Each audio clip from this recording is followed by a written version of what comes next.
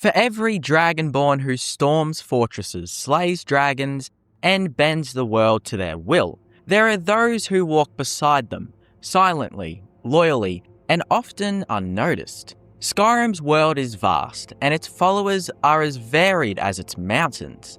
Warriors, mages, thieves, housecarls, and mercenaries. Some are beloved, like Lydia, whose tired sighs and battle cries are etched into memories. Or others, like Serana, carry entire stories on their shoulders. But for every famous companion, there is another who fades into obscurity. Some followers exist on the edges of the map, forgotten mercenaries, minor quest givers, nameless blades waiting in abandoned forts. They are relics of a world that moves on without them. They were placed into Skyrim not to matter, but to fill space. Placeholders of companionship in a world that rarely looks back. Among all of these, one stands out as the most forgotten. Not because they are broken, or unworthy or disliked, but because Skyrim itself never gave them a chance to matter. In a small farming village west of Whiterun, there lives a young man named Eric. His home, Roekstead, is peaceful and plain. A handful of houses, a few fields, and a quiet inn. Travellers rarely stop there. Nothing remarkable ever happens in Roekstead, except perhaps the dreams of one relentless farmer. Eric wants more than this life. He dreams of adventure, of slaying dragons, delving into tombs and seeing the world beyond his father's fields. He idolizes the heroes who pass through Skyrim's roads, wondering what it would be like to stand among them. But his father is a man bound by fear and loss. A former soldier, he has seen the price of adventure and refuses to let his son pay it. So Eric stays in Roekstead, tending crops, watching the horizon, and imagining what could have been. The player meets him there, leaning against the inn wall, speaking of the life he wishes he could have. And with a few words, the Dragonborn can change his fate, convincing his father to let him go, and helping him become Eric the Slayer. But after that, the world just forgets him. Eric the Slayer is a bold name, one that promises legend, yet it carries a haunting irony. Once he becomes a follower, Eric takes on his new title proudly, shedding his farmer's garbs for armor and a sword. He speaks with determination, ready to face danger, ready to live the life he's dreamed of. But his transformation does feel incomplete. Not because of anything he does is wrong, but because Skyrim never gives him a chance to be what his name suggests. Eric the Slayer is one of Skyrim's few followers with a personal narrative. He has a beginning, a dream, a family, and a name earned through character, not combat. But the game doesn't follow through. He joins you, fights beside you, and that's it. No questline, no closure, no homecoming. He can join the Blades, but he still feels forgotten in the wide world of Skyrim's companions. He becomes lost in the endless rotation of Skyrim's followers. Just another sword arm, another line of dialogue fading into the background. His title, the Slayer, becomes a cruel joke, not because he fails to live up to it, but because no one remembers to ask whether he ever did. Roekstead itself is part of Eric's curse. The town is one of Skyrim's most isolated locations, a farming settlement tucked away between the Reach and Whiterun Hold, far from major roads or trade routes. Players visit it once, maybe twice, and rarely return. That geography shapes Eric's fate. He begins his story in a place that few players ever think about.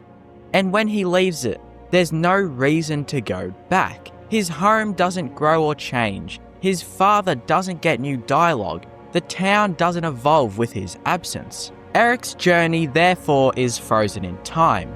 His leaving means nothing to the world, not even to Roekstead itself. This is the tragedy of Skyrim's forgotten spaces. They are alive only when you look at them. Once you walk away, they return to silence. And in that silence, characters like Eric vanish completely. Some followers in Skyrim achieve a kind of immortality. Lydia is remembered for her weary sarcasm and her loyalty unto death. Serana is remembered for her story, her conflict, and her heart. Even minor companions like Fandel or Janasa have unique reputations in the community. But Eric, he exists in the liminal space between relevance and erasure. He's not a bad follower at all. His combat is competent, his voice lines charmingly naive, his personality endearing, but Skyrim doesn't give him a purpose beyond that. He has no quest to complete, no items to find, no emotions to conclude. He is static, in a game that thrives on movement. When players dismiss him, he simply returns to Roekstead, resuming the life he once longed to live. It's as though the world itself refuses to believe he could do more. In a land filled with warriors and gods, Eric is simply ordinary, and in Skyrim, ordinary is the same as invisible. What makes Eric the Slayer truly fascinating isn't his strength or weakness, it's his humanity. Most followers in Skyrim are defined by extremes. They are deadly assassins, tragic mages, divine heroes, or legendary warriors. Eric, by contrast, is painfully human. He doubts himself, he talks about his father, he admits his fear.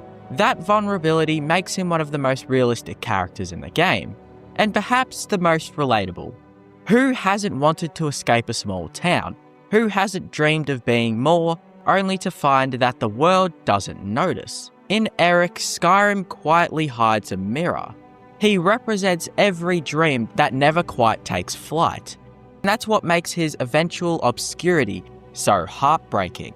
Because when you forget Eric, as most players do, you're forgetting something more than a follower. You're forgetting the beating heart of a person who wanted to matter. If you return to Roekstead after dismissing Eric, you find nothing has changed. His father greets you with the same words, the crops still grow, the innkeeper still cleans the same mugs. Time has basically stood still. But knowing Eric's journey, there's a subtle melancholy in that stillness. The fields are quieter without him. The air feels heavier.